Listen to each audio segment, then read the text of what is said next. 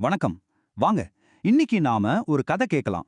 ஒரு பெரிய பிரம்மாண்டமான யானைக்கும் ஒரு குட்டியோண்டு அணிலுக்கும் நடுவுல நடந்த ஒரு சுவாரஸ்யமான கதை இது. யோசிச்சு பாருங்களேன், இவ்வளோ பெரிய யானைக்கு இத்தூணுண்டு அணிலால உதவி பண்ண முடியுமா? வாங்க, கதைக்குள்ள போய் என்ன நடக்குதுன்னு பார்க்கலாம். அதாவது ஒரு சின்ன இதயத்தால ஒரு பெரிய ராட்சச உயிரை காப்பாத்திட முடியுமா? வாங்க, அந்த அடர்ந்த காட்டுக்குள்ள அன்னைக்கு என்னதான் ஆச்சுன்னு நாமளும் சேர்ந்து பாப்போம். சரி, நம்ம கதை எங்க தொடங்குதுன்னா, ஒரு நாள், அப்பா என்ன வெயில் தெரியுமா? அப்படி ஒரு கோடை காலம்.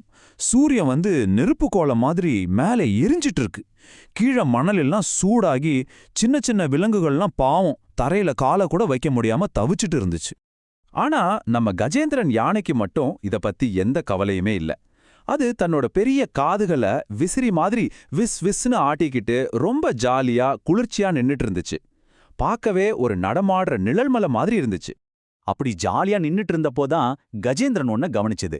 சிக்கிங்கிற ஒரு குட்டி அணில் பாவம் வெயில்ல மூச்சு வாங்கிக்கிட்டே ஒரு கொட்டைய உருத்த முடியாம ரொம்ப கஷ்டப்பட்டுட்டு இருந்துச்சு. அதுக்கு உதவி பண்ணலான்னு தோணல கஜேந்திரனுக்கு. அதுக்கு பதிலா அந்த அணில பார்த்து, ஏய் குட்டி சிக்கி, எங்க போச்சு உன் வேகம்? இப்படி போனா சூரியன் உன்ன முழுங்கிடும் போல இருக்கே அப்படின்னு சொல்லி பெருசா சிரிச்சு கிண்டல் பண்ணுச்சு. ஆனா சிக்கி கொஞ்சம் கூட கோவப்படலைங்க. ரொம்ப அமைதியா ஆனா ரொம்ப ஆழமான ஒரு பதில சொல்லுச்சு. பெரிய கஜேந்திரனே, இன்னைக்கு சூரியன் இப்படி இருக்கலாம், ஆனா நாளைக்கு மேகம் வரும். எல்லா உயிருக்கும் ஒரு காலம் வரும் அப்படின்னு சொல்லுச்சு. என்ன ஆச்சரியம் பாருங்க. சிக்கி சொல்லி முடிச்ச அடுத்த நிமிஷமே அது சொன்ன மாதிரியே வானம் இருட்டாகி கடகடான்னு இடி இடிக்க ஆரம்பிச்சு ஒரு பெரிய புயல் உருவாக ஆரம்பிச்சது. கொட்டு கொட்டுன்னு கொட்டுன மழையில காடு முழுக்க வெள்ளக்காடா மாறிடுச்சு. காஞ்சு போயிருந்த நிலமெல்லாம் இப்போ ஒரு ஆபத்தான சேரும் சகலியமா மாறி ஒரு பொறி மாதிரி ஆயிடுச்சு. இப்பதான் கதையில ஒரு பெரிய திருப்பம். கொஞ்ச நேரத்துக்கு முன்னாடி கஜேந்திரனுக்கு உதவியா இருந்த அதோட பெரிய உடம்பே இப்ப அதுக்கு ஒரு பெரிய பிரச்சனையா மாறிடுச்சு. அது நகர நகர அதோட பிரம்மாண்டமான கால்கள் சேத்துக்குள்ள இன்னும் ஆழமா புதைய ஆரம்பிச்சது. அவ்வளவுதான், நம்ம மாட்டிக்கிட்டோன்னு தெரிஞ்சதும் அது பயத்துல ஒரு பெரிய பிளறல் சத்தம் போட்டுச்சு. அதுக்குள்ள பாருங்க, தண்ணி வேற மெதுவா ஏறிக்கிட்டே வருது.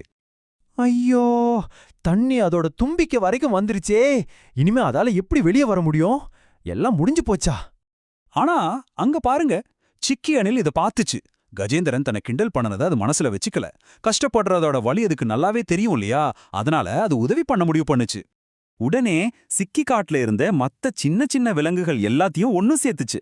எல்லாரும் சேர்ந்து ஒரு சூப்பரான திட்டத்தை போட்டாங்க.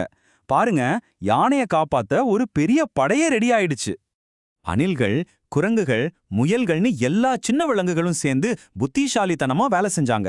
கொடிகளை பிடிச்சுக்கிட்டு அந்த புதுசா உருவான தரையில காலை வச்சு கஜேந்திரன் மெதுவா மெதுவா அந்த சேத்துல இருந்து வெளியே வந்து பாதுகாப்பான இடத்துக்கு வந்துருச்சு.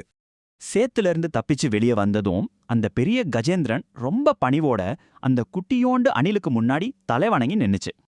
அப்போதான் கஜேந்திரனுக்கு ஒரு விஷயம் நல்லா புரிஞ்சுது. உன்னோட சின்ன உருவத்தை பார்த்து நான் கேலி செஞ்சேன், ஆனா இன்னைக்கு உன்னோட சின்ன கால்களும் பெரிய இதயமும் தான் என் உயிரை காப்பாத்திருக்கு அப்படின்னு சொல்லிச்சு. யாரையுமே அவங்க உருவத்தை வச்சு எடை போடக்கூடாதுன்னு ஒரு பெரிய பாடத்தை அன்னைக்கு கத்துக்குச்சு. இந்த கதை நம்ம கிட்ட எல்லாருக்கிட்டையும் ஒரு முக்கியமான கேள்வியை கேக்குது. உண்மையான பலங்கிறது ஒருத்தரோட பெரிய உடம்புலையா இருக்கு, இல்ல அவங்களோட அன்பான இதயத்திலையும் புத்திசாலித்தனத்திலையும் இருக்கா? இத பத்தி நீங்க என்ன நினைக்கிறீங்க?